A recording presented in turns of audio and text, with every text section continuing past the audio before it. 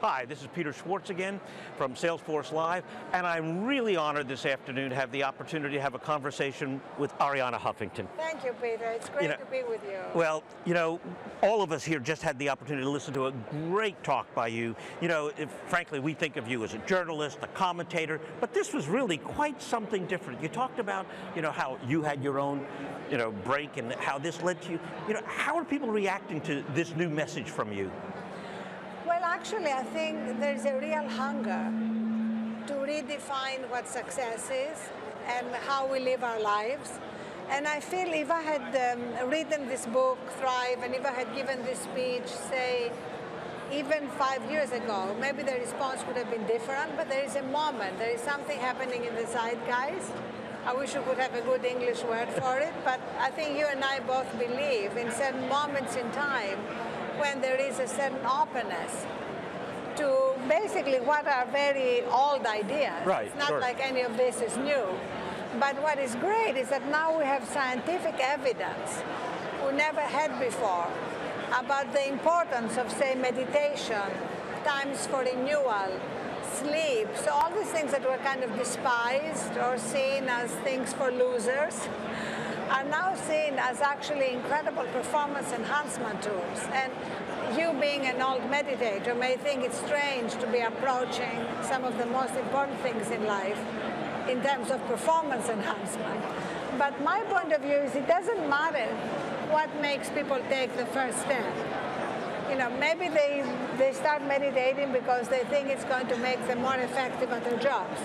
In the process, I find that people also discover that they are more than their jobs. Of course.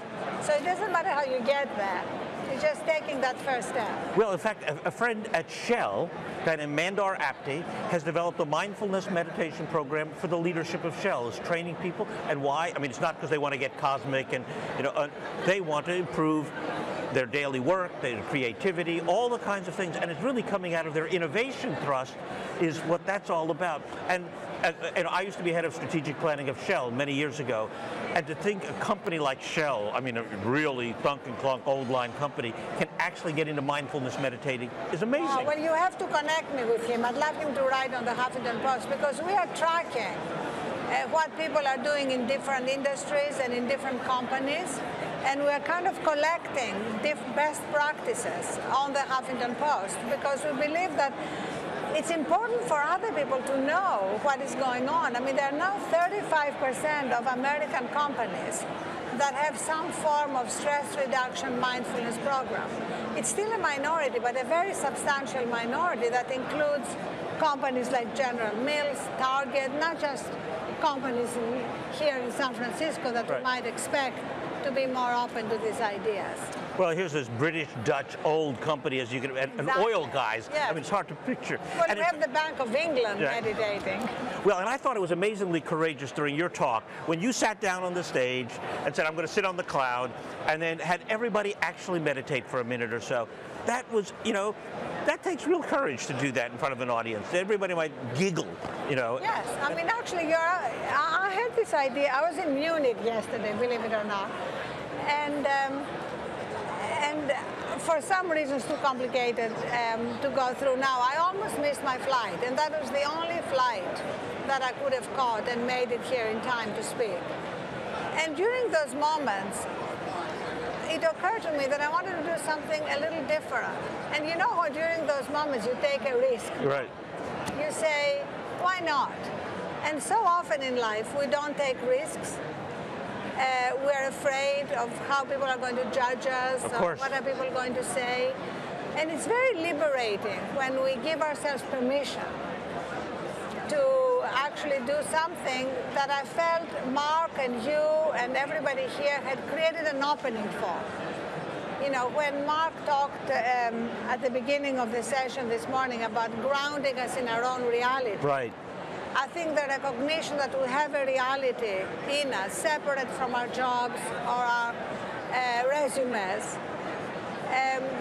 is sort of a very important point to make. And therefore, after what Al Gore had said, what Neil Young had said, and what Al Gore said about the planetary crisis being a manifestation of a spiritual crisis, all that creates a certain opening for us to be able to go deeper. I agree, and I loved Al's talk. I've heard it before, but it was still inspiring. Yes. And for me, it was particularly gratifying in one sense. 10 years ago, I wrote the first report for the Pentagon on climate change and why it was a national security issue. And now yesterday, they came out with this report that Al cited, and, when the whole Defense Department actually says, this is a real thing that's going to affect our national security, that has huge impact.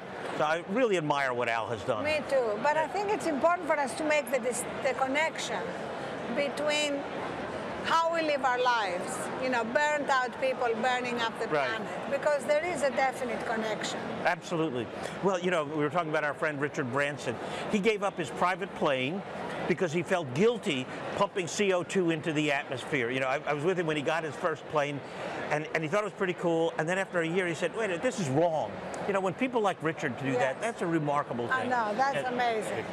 Well, look, I want to talk about a couple other things. And the first thing I want to talk about is, what you're best known for, which is transforming the world of journalism. I'm a newspaper junkie. I read the New York Times, I read the FT, I read, God help me, the San Francisco Chronicle, I read the Huffington Post. I love the news. I'm a news junkie. And you've changed the world of news. You've made, everybody gets to participate now in being an observer in the world. The Huffington Post is really a new kind of journalism, a new opportunity. How do you see the future of journalism? Where's this going? So I actually think these are going to be golden years for journalism. Obviously there is huge upheaval in print publications, but increasingly there is a convergence between traditional print publications that are doing more and more interesting things online, whether it's The Guardian, The New York Times, now The Washington Post under Jeff Bezos, or new players like the Huffington Post, doing a lot of traditional investigative reporting, like the 10-part series on the lives of returning vets that won us a Pulitzer. Beautiful. So we see a convergence. We see a kind of hybrid being created that honors the traditions of journalism, fairness, accuracy, in-depth reporting. But I also see something else happening that's very, very important. And this is the recognition that our job as journalists is not just to speak truth to power, uncover all that is corrupt and dysfunctional, but also to put the spotlight on good things happening. I don't think we've done a good job of that. No kidding. And I think, there's an enormous amount of good things happening. And at the Huffington Post, that's a big priority for us. We have dedicated sections, like a section called Impact, a section called Good News. We have whole campaigns that we start to support nonprofits that engage our communities. We've actually raised millions of dollars. And I believe that we have a responsibility to do that, because if we can help a nonprofit scale or be replicated by putting more attention to it, that's also part of our job as journalists. I must say, I hadn't thought about it the way you put it, but I think it's absolutely fundamental. People have lost faith in the future. And I think, giving them some sense that they're actually, we've made amazing progress as a world. We have huge challenges. I think climate change, Al is right, is the greatest crisis we've ever faced. But the truth is, we're a civilization quite capable of rising to that. I'm absolutely confident of that, unless we are deeply pessimistic and people retreat into smaller behaviors, into selfishness and so on. So that good news is, I think, critical for our future. And, every media company does something around Thanksgiving or Christmas, but that's not what I'm saying. No. I'm saying covering it with the same resources and the same relentlessness that we cover Washington or foreign policy, because I really believe in the end, these solutions, many of them small, many of them grassroots, are going to make a big difference. Well, now thinking a little bit in terms of the actual nature of the medium itself, I helped start something called Wired magazine. Yes, I know. And Chris Anderson's one of my closest friends, and Wired has been transformed. I can't read the print form anymore. The iPad version is so much more lively, so much more entertaining. Are you going to be doing more and more things of that nature, do you think? Well, we're doing more and more multimedia, more and more infographics, more and more video. Of course, we are mobile first. Of course. But also another big thing at the Huffington Post is our international expansion. You know, we're now in 11 countries. Wow. And we're going to be launching in India in November, in Greece, and in the Arab world. So well, there's a place where we need to communicate. Definitely. In fact, what is interesting, Peter, is that we now have 115 million unique visitors, and 50% is outside the United States. Wow. Are you going to do multilingual version? They're all foreign. Yeah. Like in France, it's in French. In Arabic. Arabic, yes, and they're all being run as commercial partnerships or JVs between the Huffington Post and a major media partner like Le Monde in France, El País in Spain, the Asahi Shimbun in Japan, etc., etc. Now, do you expect any competitors? I mean, I haven't seen anybody come along who's got anything close to what the Huffington Post is. So here's what is interesting. I don't know if you've read Peter Thiel's book. Yes, I think it's a dreadful book. You don't? You do? I love it. But let me tell you what, you may agree on one aspect of it at least, which is I never think of competition. Oh, that's I think that when you look at what is the competition doing, you kind of lower your sights to what is happening around you, instead of looking at where you want to go in the future and looking at what is happening in the future. And I think there's far too much emphasis on competition, which makes people only want to make sort of incremental improvements, instead of looking ahead to see where is the next big change. Right.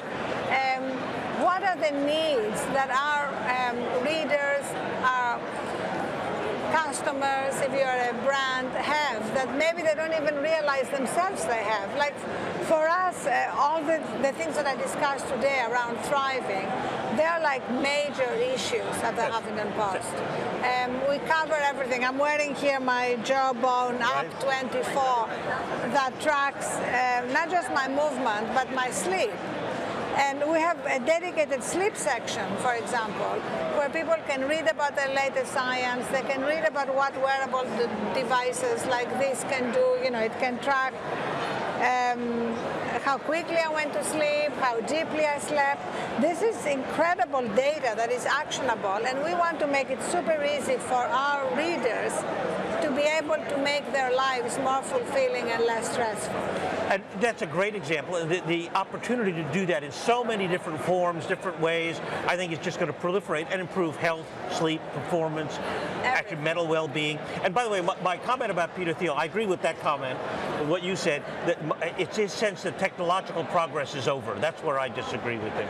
That it is over? Yeah. He says, you know, we've discovered everything worth discovering. But I just finished the book because I gave him a book party in New York, and he actually says that the future is going to be full of unknown things that are going to be absolutely amazing and surprising. So how could we possibly know what the future will bring? Well, I'm a real optimist about the future, and like you, I think there's an enormous sense of wonder of what is yet to be discovered. Yes. One more subject, okay? The internet. Okay, Hillary was here yesterday, or day before yesterday, talking also about internet freedom and preserving that open environment that we have created in the world of the internet. This is an issue I know near and dear to your heart.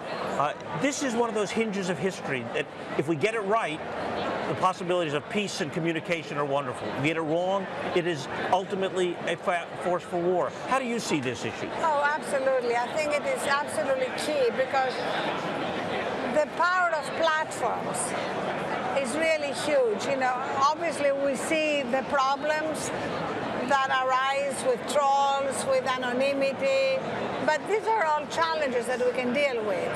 The overwhelming advantage of having platforms where people can express their views, the fact that now self-expression has become truly a source of fulfillment and entertainment for millions of people around the world, is just a huge progress towards democratization.